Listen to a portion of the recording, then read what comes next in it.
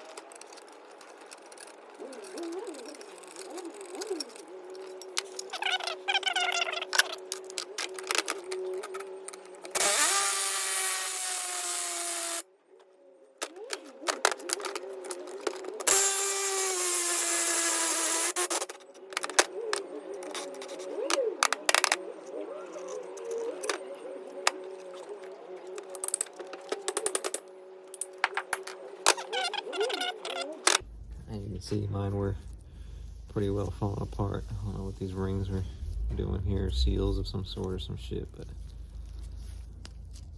they're all snap rings, it looks like. They're all just coming right off and apart. They're pretty whipped. You can see on all that. Alright, before we install the cross-axis joints, I'm going to get this bearing out and make it easy to clean the spindle up a little bit, make it not look so gross and stuff. And then it's going to be under the car, kind of clean it up. 20 years of crud off of it.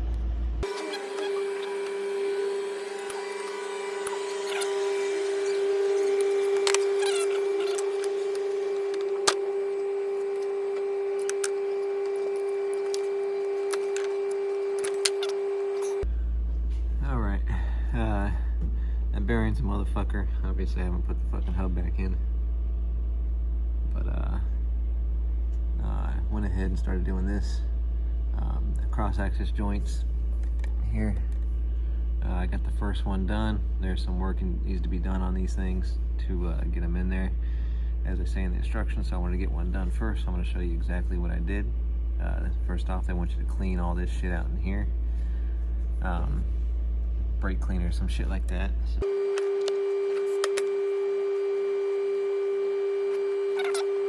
And you need to open up the chamfer on the rear side or the front side, the way it goes in, because the new ones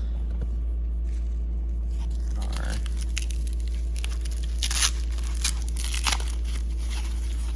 have a slight one. It's not crazy, hard to see, but there's a slight roll in there. Needs to be a little bit larger on the inserting side so that it sits flush up against in there. And you want it to sit exactly flush. If it does not, that snap ring won't go in. They did a good job machining this thing. It's a thick snap ring. So my first time I tried sandpaper. I didn't get all the way in there. I had to pull it back out. Don't do that. It's kind of a motherfucker. So do it right the first time. Just go ahead and do more. It is what it is. I went ahead and did this thing the second time instead of some 320 sandpaper I did the first time. Went ahead and used this, just roll it out, and this one now sits flush up in there, and you get the snap ring in there. So I'm going to go ahead and do that right now.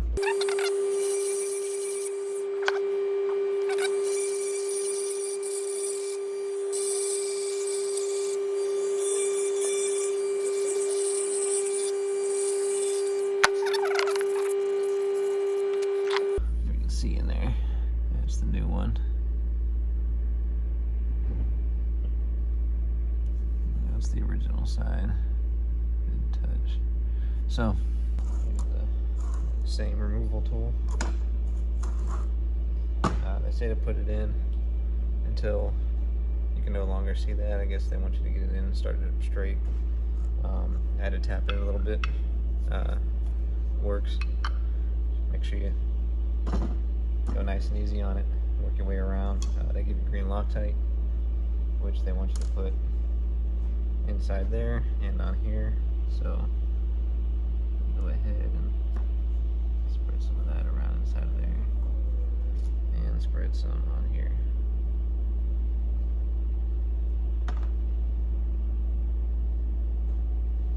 So use that.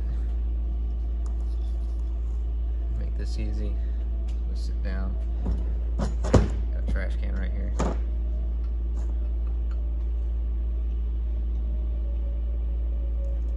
Small hammer.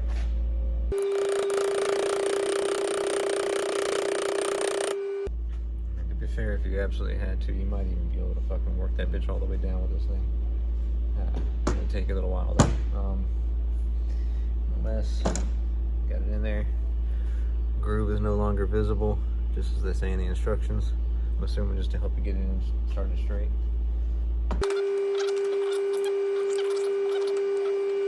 Comes with 2 of these. I needed to use both because I ended up running out of thread the first time, so I went ahead and did both on there. 2 washers again. And whatever I do with the nut, it's still stuck.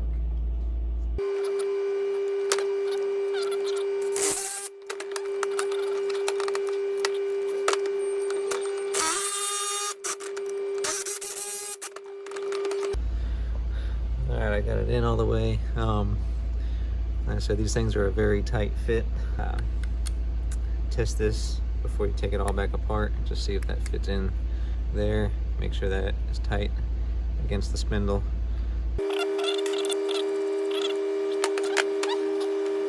So, theirs did come with these.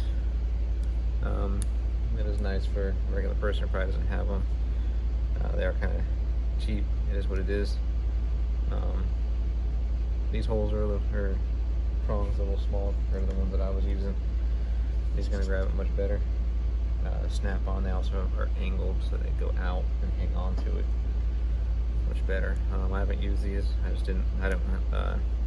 This thing is already too tight by hand to do that. I want to go get another pair of pliers, undo it, but that screws out and change it. So instead of opening in, you need to open out.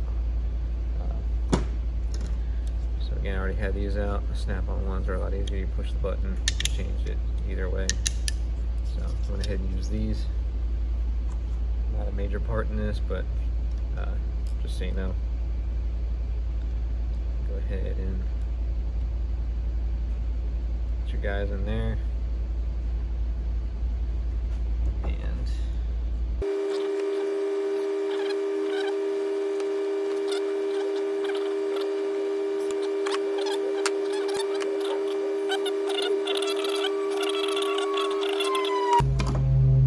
installing those things.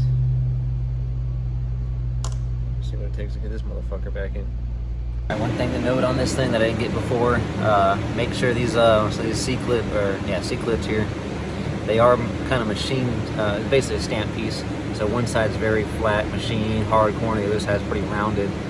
The machine looking side does face out, probably so that there's less fucking rounded edge to be able to pop out of there.